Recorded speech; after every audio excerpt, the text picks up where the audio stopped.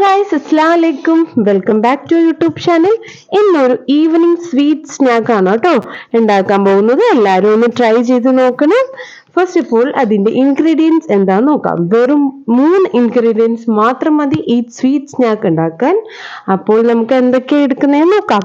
First of all 1/4 cup പഞ്ചസാര എടുക്കണം നമ്മൾ.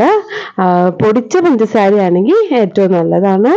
ദെൻ അതിലേക്ക് 1/4 കപ്പ് നെയ്യ് ഒഴിച്ചിട്ടുണ്ട്. നല്ലതുപോലെ മിക്സ് ചെയ്യുക. ദെൻ അതുപോലെ തന്നെ 1/4 കപ്പ് വെള്ളം യൂസ് ചെയ്യുക. ദെൻ പഞ്ചസാര മെൽറ്റ് ആവുന്നത് വരെ നമ്മൾ നല്ലതുപോലെ മിക്സ് ചെയ്യണം. അതുകൊണ്ടാണ് പൊടിച്ച പഞ്ചസാര ആയിരിക്കും നമുക്കിതിന് ഈസിയസ്റ്റ് മെത്തേഡ് എന്ന് പറയാം. സോ ദെൻ നന്നായിട്ട് മിക്സ് ആയിട്ടുണ്ട്. ഇനി നമ്മൾ അതിലേക്ക് മൈദ 1 കപ്പാണ് എടുത്തിരിക്കുന്നത്. 1 കപ്പ് മൈദ നമ്മൾ അതിലേക്ക് ആഡ് ചെയ്യുക. കുറച്ച് ആഡ് ചെയ്ത് മിക്സ് ചെയ്ത് ഫുള്ളായിട്ട് നമ്മൾ ഇടണം. ദെൻ നല്ലതുപോലെ മിക്സ് ചെയ്യുക. നമ്മൾ ചപ്പാത്തിക്കൊക്കെ കുഴയ്ക്കുന്നത് പോലെ നല്ലതുപോലെ മിക്സ് ചെയ്ത് വെക്കണം. ദെൻ ഏത് ഷേപ്പിലാണെങ്കിലും നമുക്ക് ഉണ്ടാക്കാം. ശരിക്കും ഇതൊരു സ്ക്വയർ ഷേപ്പിലാണ് ഉണ്ടാക്കേണ്ടത്.